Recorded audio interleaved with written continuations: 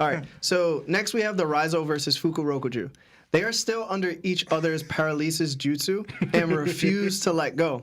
This fight started in chapter 1022. We're on chapter 1038. That's 16 chapters. Why is Oda making this fight last so long, and will the payoff be worth it? Sebastian. Worth it? No, probably not. But I personally, like, I feel like I'm one of the 1%, I said on Discord, of people that like the fight, because it's supposed to show the level of dedication that even Orochi's most dedicated scabbard or, like, vassal would have for him, and, like, what Raizo has grown to be. Because even when they were boiling the pot, Raizo was the first to complain. Like, yo, even just the heat is too much for us up here while Odin was boiling. And now he's physically going through a level of boiling himself. And he's like, has the means to get out of it, to save himself. And he's like, nah. Just, you know what I mean? Like, I like that tie-in. Like, did it need to stretch this many chapters? I don't know. But I like that it's Raizo, and I like that. I haven't had any issues with Raizo. And even Fukurokuju, I thought he was cool. He was like aloof and ninja and stuff. And like the fact that they're having this battle and that they're like, even Fukurokuju is still holding, you know what I mean? He's not releasing it. So it's like, I like that. I like it personally. Plus, it didn't waste too much time. It's one page. It's cool. It raises the tension a little bit for them. I like that.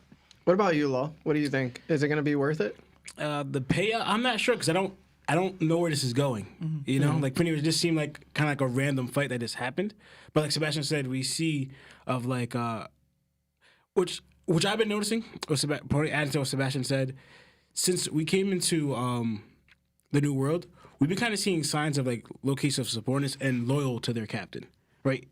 Even with like, for example, Doflamingo's crew with Virgo, and pretty much and how loyal they're willing to die for their captain. And then we see that like pretty much kind of like this is what you kind of need. You need a loyal crew like this if you want to survive the new world. And we're seeing it like the Scabbards just scream out loyalty. But then again, we also see the Straw Hats where they're kind of developing a similar thing for Luffy, right? So the showcase of loyalty in each crew since we came into the new worlds, because I don't think it was showcasing this much pre-time skip. But like this person, because I keep thinking too, like Sebastian brought up the boiling thing for Raizo, do you not feel the flames? Because his whole body is like engulfed in flames, and he just like, and you see that one look of distress at the bottom of the page, kind of like showing his face close up of like how much he's going through, but like kind of like to take this person out because he's proving his loyalty to Odin, and I guess he feels like he needs to. Because I'm thinking in this situation, why do you feel like you need to do this here? Like, because like, why can't you end the fight another way? Like, you know, like all right, let go of your jutsu and then fight him. You know, but he feels like no, I have to hold this guy here. So it has to mean something. Hopefully, Oda reveals something greater than what it is now than just like, oh yeah, the fight was just crazy. You know? Yeah, no, I agree too. That's a great way of thinking about it. For me, I was kind of like, I don't know, I was kind of upset that the fact that this fight has lasted 16 chapters because it's more of like a moral challenge where, you know, Raizo's at this point where he's like, yo, I follow a specific person that has the right ways of doing good human things, I guess you could say. Like if you're a good human and you lead correctly, I'm going to follow you. Where if there's a person that isn't too significantly good and they're just like out here pillaging and robbing their people of like food and money, like he's not going to follow them. He's probably going to revolt. Where Fukurokuju is like, no matter who's the shogun, I have a duty to that shogun, right? And I'm going to do my job. And they're like having a battle of like moral judgment and will and like, you know, just job, I guess, like of what the job is supposed to entail in that position of being a scabbard or Orochi's like henchman. So I guess that's really focusing on that. But other than that, it's just like I'm upset that Jinbei only got 2 chapters of fight. And then we got Frankie 2 chapters of fight, which made the legendary or ancient Zoans seem really pathetic within the Tobiropo. Yeah. So I'm like, this definitely doesn't deserve 16 chapters, but those guys deserved 8 chapters each, in my opinion. Yeah. Because 8's a lot.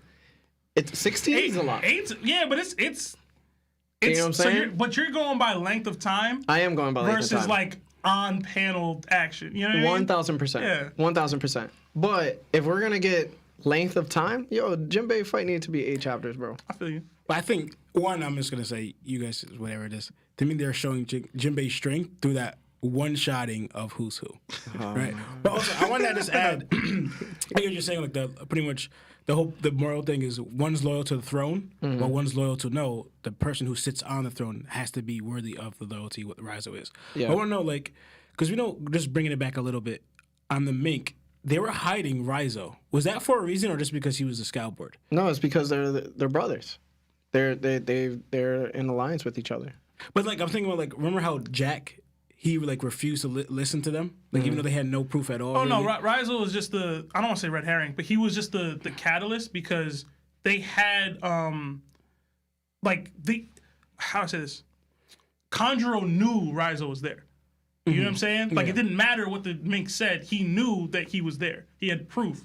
He dropped him off. Like, you know what I mean? Okay. So it's like, don't listen to whatever they say. I know for a fact he's there. He probably even had a Viv card of him that led to there. So Raizo was just the catalyst for that event. Okay. It's not like, oh, there's a deeper level of like Raizo Yeah, that's what I'm beyond thinking. just Yeah. the fact that he's a scabbard. You know? Exactly. Okay, Yeah. that's what I'm trying to think. If it wasn't Yeah. paying to this story, or was it just like, no, we want to kill him because the No. remnants of it. All right. They knew.